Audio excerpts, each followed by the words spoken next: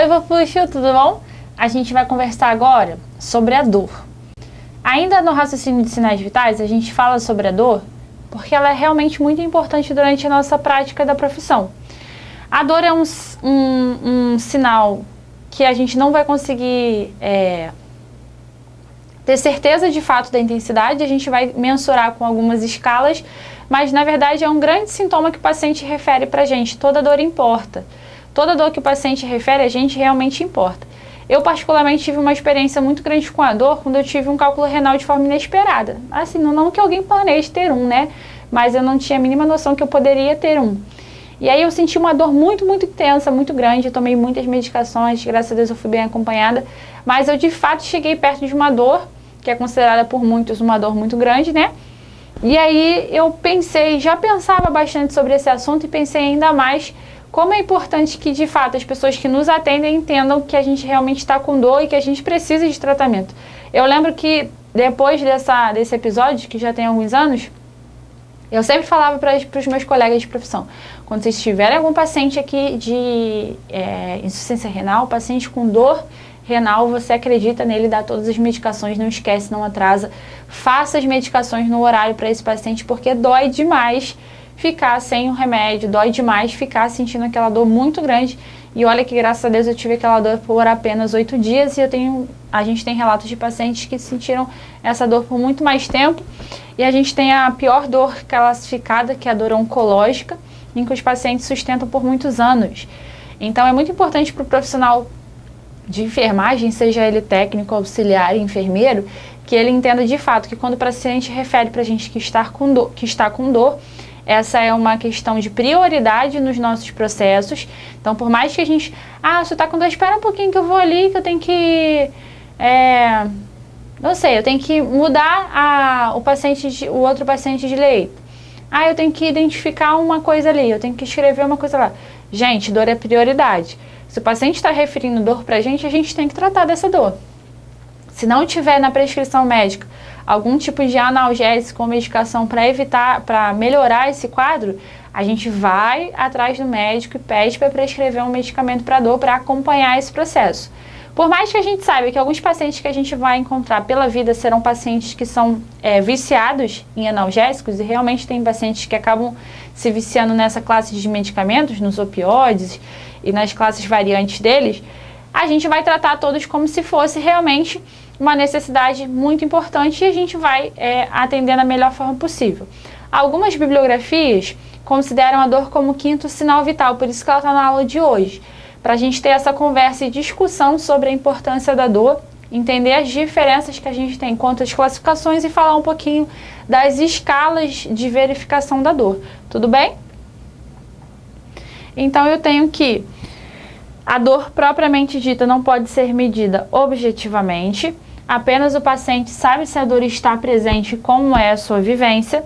No entanto, uma avaliação cuidadosa é criticamente importante para se avaliarem os efeitos, por exemplo, comportamentos e alterações fisiológicas associados à dor. Não é responsabilidade de um paciente provar que está com dor, é responsabilidade da enfermagem avaliar a condição do paciente e aceitar seu relato subjetivo. Então esse texto aqui da Potter está maravilhoso. O paciente não tem que provar nada. Se ele está com dor, ele está com dor. Pronto. Eu posso classificar a dor como uma dor aguda, são as dores rápidas e protetoras. A dor crônica, quando o paciente sente por mais de 6 meses, é uma dor constante ou também recorrente. A episódica crônica, que ela é esporádica durante um período prolongado de tempo. Essa dor episódica crônica, ela está muito ligada também às dores musculares e osteoarticulares que estão relacionadas a temperaturas. Não sei se vocês já conviveram com pessoas que têm algum tipo de... passaram por algum tipo de cirurgia na coluna, na perna e tudo mais. E quando a gente tem uma mudança de temperatura, essas pessoas sempre referem para nós que a dor aumenta. Então, a pessoa que já passou por algum processo cirúrgico, ainda tem alguma patologia não totalmente resolvida, toda vez que a gente tem uma alteração de temperatura, essa pessoa também tem um aumento da dor, seria essa episódica crônica.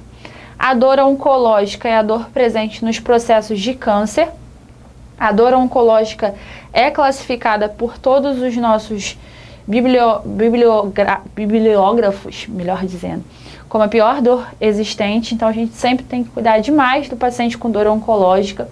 A dor idiopática é aquela dor sem causa definida.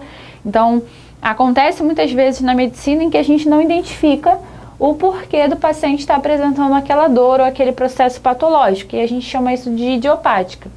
E a dor por inferência de processo patológico, paciente que sente dor por conta de uma outra doença presente.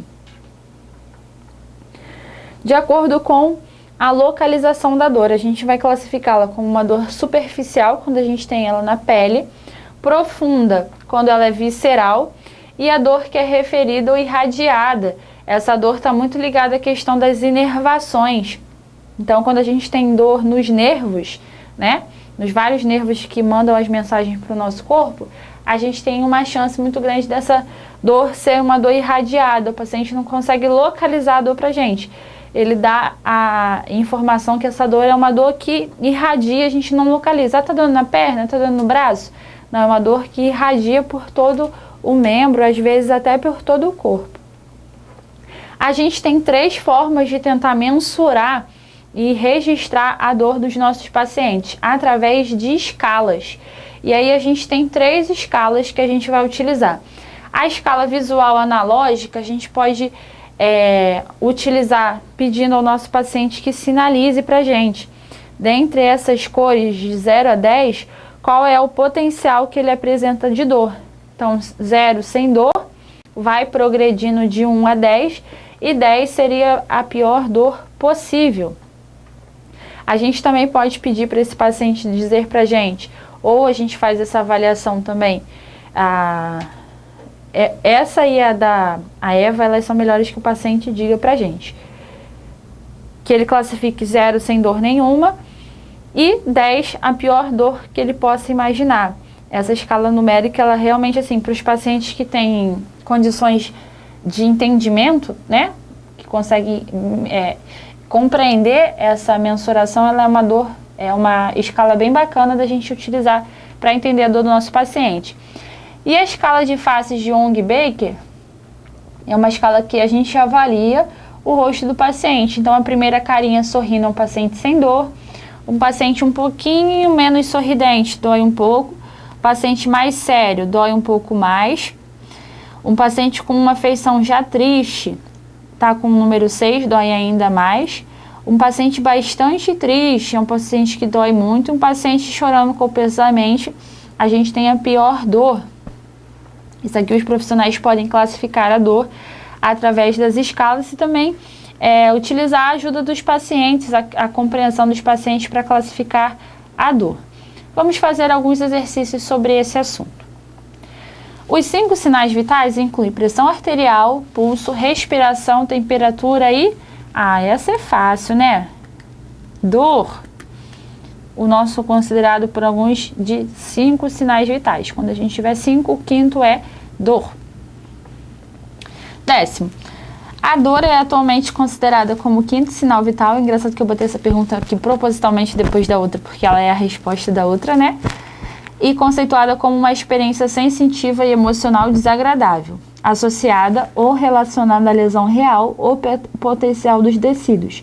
A avaliação da dor é a base para a prescrição de cuidados de enfermagem, sendo que as diferenças entre dor aguda e crônica devem ser reconhecidas pelo enfermeiro. Assinale nesse contexto a afirmativa correta. Primeira, a dor crônica tende a diminuir sua intensidade com o tempo, preservando o indivíduo de incapacidades.